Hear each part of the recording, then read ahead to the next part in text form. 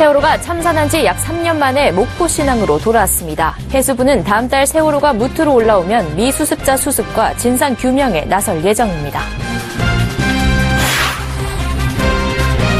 시중은행들이 대우조선해양의 구조조정을 놓고 산업은행과 수출입은행 등 국책은행들에게 손실을 더 부담해달라고 요구하고 있습니다. 삼성전자와 SK하이닉스의 올 1분기 실적이 사상 최대를 기록할 것으로 전망됩니다. 메모리 반도체 수요가 늘어나는 등 반도체 업황의 호조가 계속된 덕분입니다. 자동차가 스스로 주행하는 자율주행차와 자동차가 가정과 사무실과 연결돼 각종 조작을 주고받는 커넥티드카가 자동차 업계 새로운 먹거리로 부상하고 있습니다.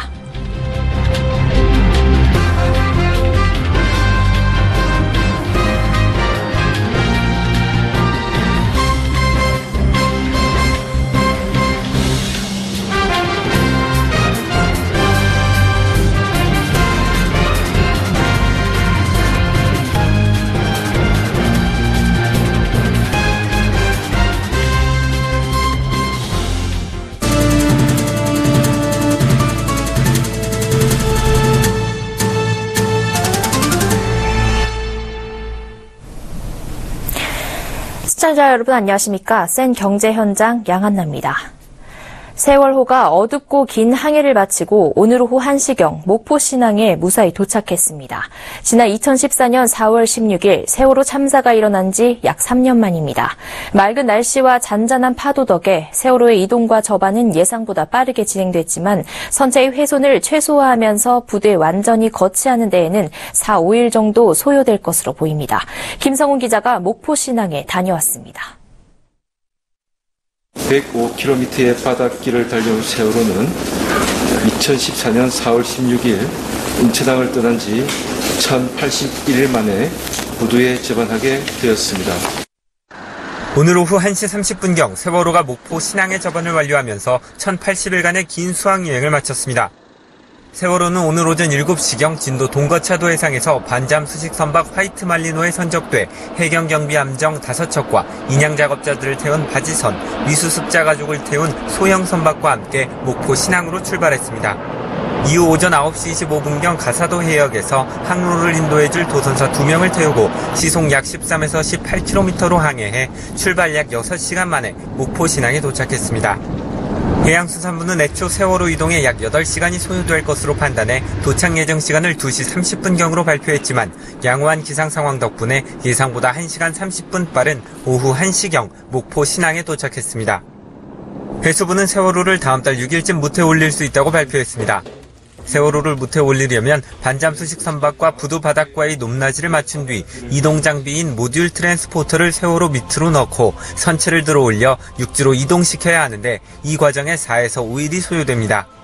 세월호가 무트에 올라오면 선체 안전도, 위해도 조사, 방역 등을 거쳐 미수습자 수습 등의 작업이 본격 진행될 예정입니다. 세월호가 3년 만에 가족의 품으로 돌아왔지만 아직 미수습자 수습, 침몰 진상 규명이라는 중요한 과제가 남아 있습니다. 세월호 거치가 완료되는 대로 해저에 묻힌 침몰에 대한 진실도 함께 인양될 수 있도록 철저한 조사가 이루어져야 할 것입니다. 서울경제TV 김성훈입니다.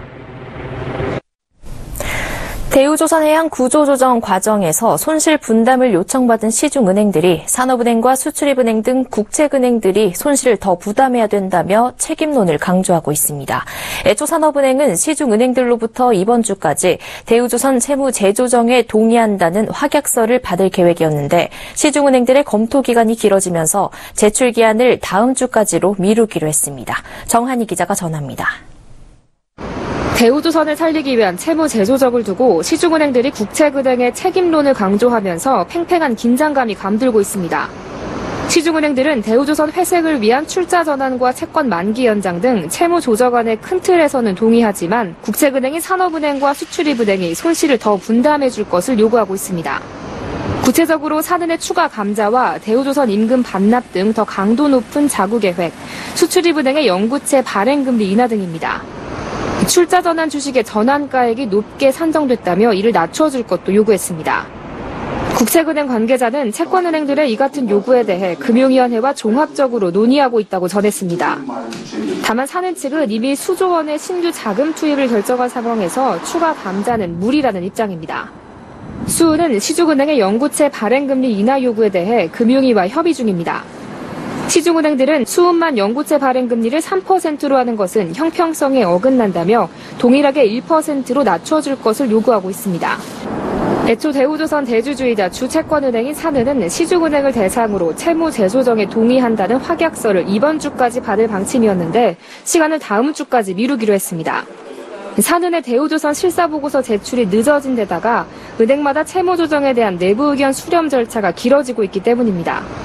시중은행 관계자는 아직 산업은행으로부터 확약서 초안조차 받지 못했다며 확약서 초안을 받으면 내부적으로 법률 검토 및 의견 수렴 과정을 거쳐 확약서 회신 여부를 정할 것이라고 전했습니다. 서울경제TV 정한입니다. 올해 반도체 시장 성장률이 2배가량 높아질 것이란 전망이 나왔습니다. 반도체 수요가 늘어났기 때문으로 분석됐는데요. 반도체 업황 호조에 따라 삼성전자와 SK하이닉스의 올 1분기 실적이 사상 최대를 기록할 것이란 관측도 나오고 있습니다. 보도에 정창신 기자입니다. 반도체 시장 조사기관 IC인사이츠가 올해 반도체 시장 성장률을 기존 5%에서 11%로 상향 조정했습니다. 디램과 낸드 플래시 등 메모리 반도체 수요가 늘어날 것으로 예상됐기 때문입니다. 디램은 PC와 서버 등의 저장 장치로 사용되고 낸드 플래시는 스마트폰과 전자제품 등에 사용되고 있습니다.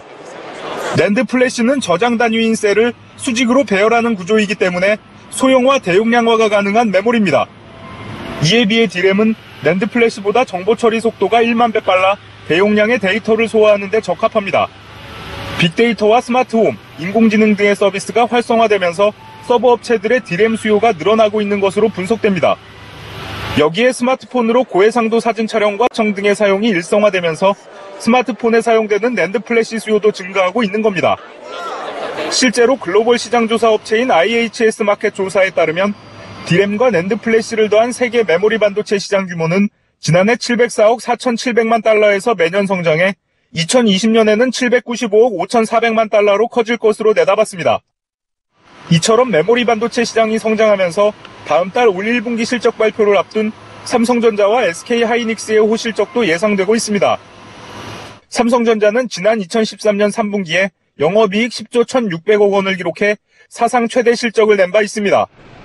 일부에선 올 1분기 영업이익이 이를 뛰어넘을 수도 있다는 예상도 나오고 있습니다. SK하이닉스는 2014년 4분기 영업이익이 1조 6,671억 원으로 최대 실적을 냈는데 올 1분기엔 처음으로 2조 원이 넘을 것으로 관측되고 있습니다. 반도체 업계에선 인공지능과 사물인터넷, 자율주행차 등이 일상화된 4차 산업혁명 시대가 다가올수록 반도체 호황은 계속될 것으로 예상하고 있습니다. 서울경제TV 정창신입니다. 운전자의 조작 없이 차 스스로 주행을 하고 차에서 집에 있는 조명을 끄고 온도를 낮추고 집에서는 차에 시동을 걸고 미리 차 안을 시원하게 냉방할 수도 있습니다. 이는 바로 자율주행차와 커넥티드카로 구현될 미래 우리 삶의 모습인데요. 최근 이 같은 자율주행차와 커넥티드카가 자동차 업계 최대 하두로 떠오르고 있습니다. 바로 자동차 회사들의 미래 순위를 가를 핵심이기 때문입니다.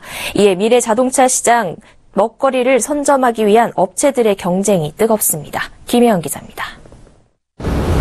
블루링크, 아이오닉을 메인 스테이지로 보내줘. 차량을 목적지로 이동시키겠습니다.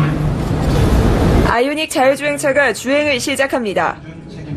운전자 조작 없이 길을 따라 움직이고 장애물이 감지되자 자동으로 멈춰섭니다. 도착 후 차량 내부 디스플레이로 조명 버튼을 누르자 무대 옆에 꾸며진 하우스에 불이 켜지고 차에서 듣던 음악도 집안에서 흘러나옵니다. 이는 현대차가 구현하는 미래 자동차 생활의 모습입니다. 바로 자동차 자체가 생활이 되는 카2 라이프입니다. 즉 집에서 음성 명령으로 차량을 제어하고 또 차량에서 집을 제어할 수 있는 초연결 지능형 자동차인 커넥티드카의 모습입니다. 이처럼 현대차는 차에서 가정, 사무실, 도시까지 하나로 연결돼 차와 사람이 상호작용해 더욱 편리한 생활을 구현한다는 계획입니다.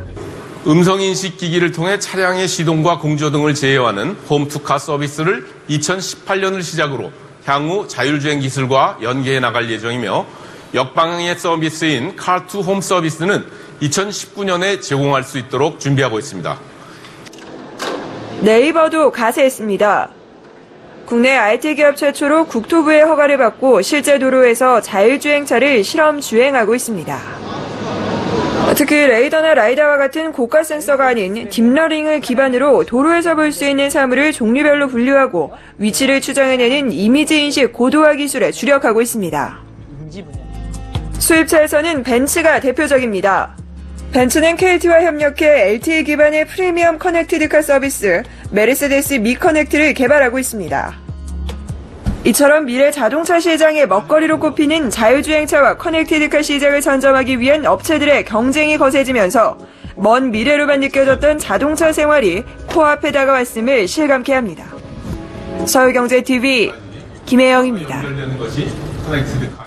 보험사들이 보험료를 대폭 낮춘 실속형 상품으로 고객 잡기에 나서고 있습니다. 지난 한 해 저소득층의 보험 가입률이 15%포인트 급감하는 등 보험료 납부 부담을 느끼는 고객이 많아졌기 때문인데요. 장기화된 경기 불황 속에 대출 빚 갚기가 빠듯하다 보니 보험은 불황형 상품이 주목을 받고 있는 겁니다. 정훈규 기자입니다. 경제적 어려움에 보험부터 깨는 고객들이 늘어나 보험사들은 최근 아예 저렴한 보험 상품을 내놓고 있습니다. 대표적인 것이 저해지, 무해지 상품입니다. 이 상품은 보험을 중도에 해지하면 보험사가 가입자에게 되돌려주는 환급금이 미미하거나 없는 대신 납입 보험료를 깎아주는 방식입니다. 할인폭은 보험사마다 차이가 있지만 보통 기존 상품 대비 20에서 25% 저렴합니다. 특히 보험 상품은 내는 보험료가 낮을수록 보장 내용도 적은 것이 상식이지만 동일한 보장을 받을 수 있습니다. 만기 시점까지 해지하지 않고 유지하면 저렴하게 같은 보장을 받는 무해지 상품이 기존 상품보다 절대적으로 유리한 셈입니다. 그동안 종신보험에 밀려 주목받지 못했던 정기보험도 저렴한 가격을 앞세워 가입자를 빠르게 늘려가고 있습니다. 정기보험은 주로 온라인을 통해 판매되는데 교보 라이프 플래닛의 경우 지난해 정기보험 초회 보험료가 한 해 만에 약 58% 증가했습니다. 종신보험은 정해진 기한 없이 죽을 때까지 보장하지만 그만큼 납입 기간이 길고 보험료도 높은 편입니다. 반면 정기보험은 정해진 기간까지만 사망보장을 받는 대신 보험료는 종신보험 대비 8분의 1 수준으로 낮습니다.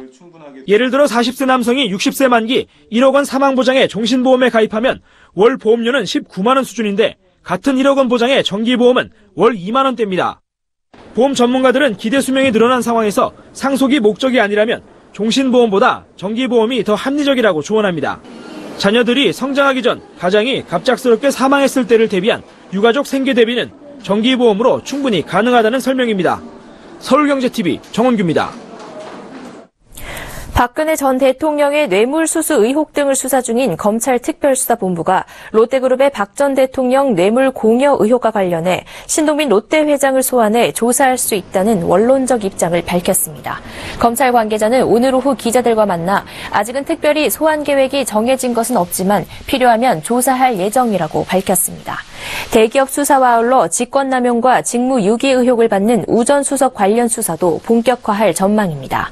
특별수사본부는 최근 서울 강남구의 투자자문업체 M사 사무실을 압수수색해 우 전 수석과 관련한 부당 자물료 수수 여부를 확인했고 관련자 5명도 참고인으로 조사했습니다.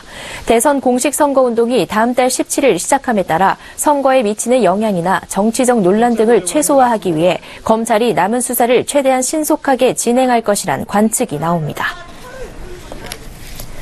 오늘 새벽 3시쯤 박근혜 전 대통령에 대한 구속영장이 발부되면서 박 전 대통령은 전직 대통령 신분으로는 3번째로 구속 신세가 됐습니다. 법원은 오늘 새벽 3시 반쯤 박 전 대통령에 대한 구속영장을 발부했습니다. 강부영 서울중앙지법 영장 전담 판사는 주요 혐의가 소명되고 증거인멸에 염려가 있어 구속의 사유와 필요성, 상당성이 인정된다고 영장 발부 이유를 설명했습니다. 박 전 대통령은 서울중앙지검 10층에서 머물다 영장이 발부된 지 1시간 반쯤 지난 4시 반 서울 구치소로 이동했습니다. 대우조선해양의 대주주이자 주채권은행인 산업은행이 대우조선노동조합에 무분규로 자구계획에 동참하겠다는 동의서를 제출하라고 통보했습니다. 고통분담에 동참하겠다는 노조의 동의를 받아 사채권자들의 채무 재조정을 본격적으로 끌어내기 위해서입니다. 채권단과 금융당국은 지난 23일 모든 이해관계자의 고통분담을 전제로 대우조선에 신규 자금 2조 9천억 원을 추가 투입하겠다는 계획을 발표하면서 대우조선 측에는 전체 인건비 총액을 작년보다 25% 줄이라고 요청했습니다. 대우조선 노조가 이번에 동의서를 제출하면 무분규로 고통분담에 동참하겠다는 의사를 1년 반 동안 3번이나 밝히는 셈입니다. 대우조선 노조는 조만간 채권단의 동의서 제출과 회사 측의 고통분담 호소에 대한 입장을 정리해 발표할 계획입니다. 주택도시보증공사는 서울 강남과 서초, 송파, 강동 등 강남 4구와 경기 과천시를 고분양가 관리지역으로 지정했습니다. 앞으로 이 지역에서 분양되는 사업장은 3.3제곱미터당 평균 분양가가 인근 아파트 평균 분양가나 매매가의 110%를 초과하게 되면 분양 보증이 거절되고 지자체의 분양 승인을 받지 못하게 됩니다. IT 업계에 따르면 최근 출시된 안드로이드 스마트폰 중 얼굴 인식 기능이 있는 스마트폰에서 실제 얼굴 대신 사진을 대도 잔금이 해제되는 것으로 나타났습니다. 이재용 삼성전자 부회장의 변호인은 오늘 서울중앙지법 형사합의 27부 심리로 열린 공판준비에서 최순실 씨에게 흘러간 금품을 박 전 대통령이 받았다고 평가할 수 없고 이 부회장은 이 같은 사정을 전혀 인식하지 못했다고 주장했습니다. 서울시는 준공된 지 37년이 지난 성산대교에 대해 다음 달부터 보수 보강 작업에 들어갑니다. 이에 따라 노후한 교량상부 콘크리트를 전면 교체하는 등 공사에 들어가 2019년 12월 마무리할 계획입니다. 공사 기간에는 임시 가교를 설치해 기존 왕복 유차로를 유지할 예정입니다.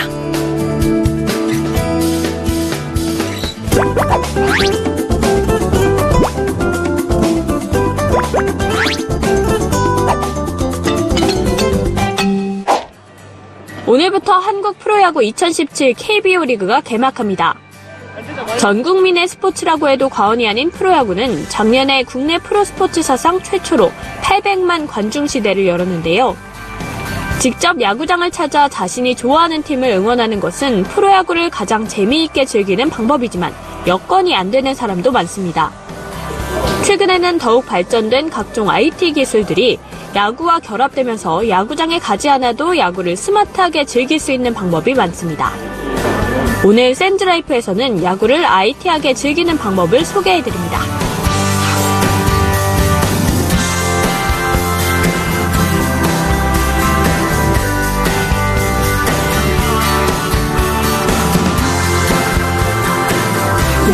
아리야, 이번 주 경기 일정 알려줘. 이번 주 SK 와이번스는 KT 위즈를 상대로 주말 3연전을 문학구장에서 치를 예정입니다. SK텔레콤의 인공지능 비서에게 프로야구 경기 일정을 묻자 스피커가 대답합니다. 뿐만 아니라 경기 결과, 리그 순위 등 다양한 프로야구 정보를 물어보기만 하면 인공지능 비서가 음성으로 정보를 전해줍니다. 광고 영상을 보지 않아도 바로 영상 재생이 가능한 어플리케이션 U+ 프로야구도 출시됐습니다.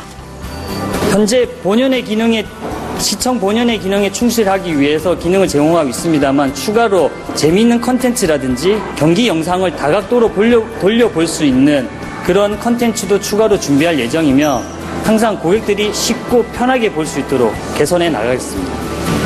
이 앱에서는 경기를 끄거나 새로 실행할 필요 없이 실시간 중계를 보면서 타구장 경기 스코어와 현재 타석에 들어선 타자 대 투수의 상대 전적까지 볼 수 있습니다.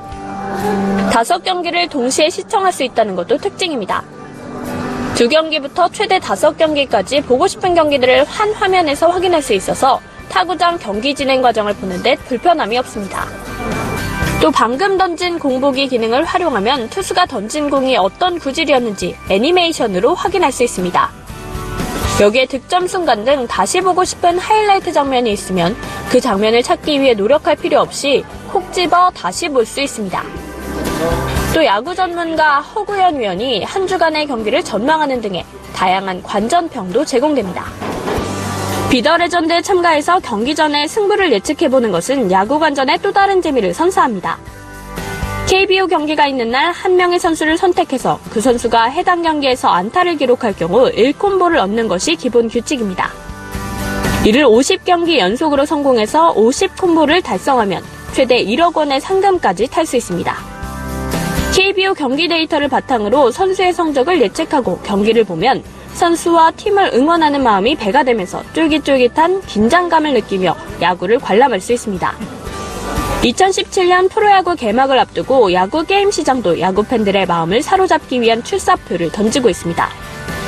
NC소프트는 어제 모바일 야구 매니지먼트 게임 프로야구 H2를 출시했습니다.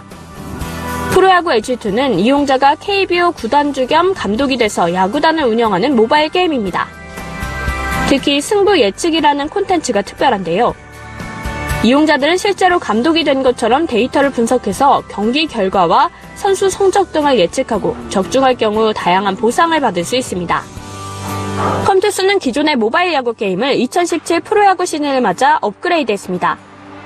LG 트윈스 선수들은 새로운 유니폼과 모자로 갈아입었고 현역 프로야구 선수들이 직접 참여한 모션 캡처를 적용해 더 자연스럽고 화려해진 플레이를 확인할 수 있습니다.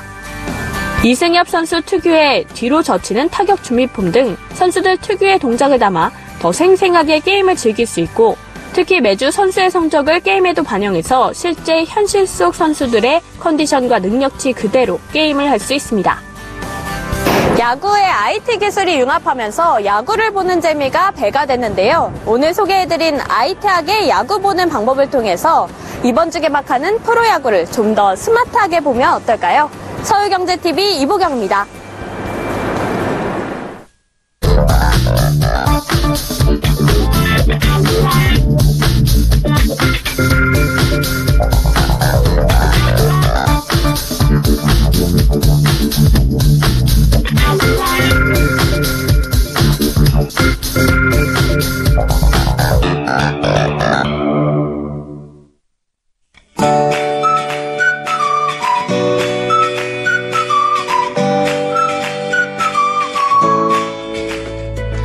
안녕하세요. K웨더 라이프스타일 예보 윤진열입니다. 3월의 마지막 날 전국 곳곳에 봄비가 내리고 있습니다. 레이더 영상 살펴보시면 현재 동쪽 지방에 강한 비구름이 지나고 있는 가운데 전국 곳곳에 산발적으로 비가 내리고 있습니다. 이 비는 내일까지도 이어지겠는데요. 특히 동쪽 지역을 중심으로는 봄비치고는 제법 많은 양의 비가 내리겠습니다. 예상되는 비의 양은 강원 영동 지방에 20에서 60mm, 강원 영서와 영남 지방에는 10에서 30mm, 그 밖의 지방에는 5mm 안팎이 되겠습니다. 기온이 낮은 강원 산간으로는 비가 눈으로 바뀌어 내리면서 많게는 20cm 이상의 눈이 오는 곳도 있겠습니다. 이 비는 점차 저기압의 영향에서 벗어나면서 내일 저녁이면 대부분 그치겠습니다. 다만 동풍의 영향을 받는 동해안 지역에는 모레, 일요일까지 비가 이어지겠습니다. 이렇게 곳곳에 비가 내리면서 이번 주말 기온은 크게 오르지 못하겠습니다. 내일 서울의 낮 기온 14도, 일요일에는 15도로 조금 쌀쌀하겠습니다. 그럼 자세한 지역별 내일 날씨는 나절 예보를 통해서 알아보겠습니다. 중부지방 대체로 흐린 가운데 낮 한때 비가 오는 곳이 있겠고요. 춘천을 비롯한 강원 영서에는 저녁까지 비가 오다가 점차 개겠습니다. 동해안 지방에는 종일 비가 오면서 쌀쌀하겠습니다. 속초와 강릉의 낮 기온 7도로 평년보다 5도 이상 낮겠습니다. 제주도와 호남 지방은 종일 구름 많겠고 영남 지방에는 저녁까지 비가 오겠습니다. 동해와 남해상으로는 비가 오겠고요. 물결도 높게 일겠습니다. 일요일에 비가 그치고 난 뒤에는 기온이 점차 오르겠고요. 다음 주에는 중부지방에도 벚꽃이 피기 시작하면서 깊어가는 봄을 만끽하기 좋겠습니다. 날씨였습니다.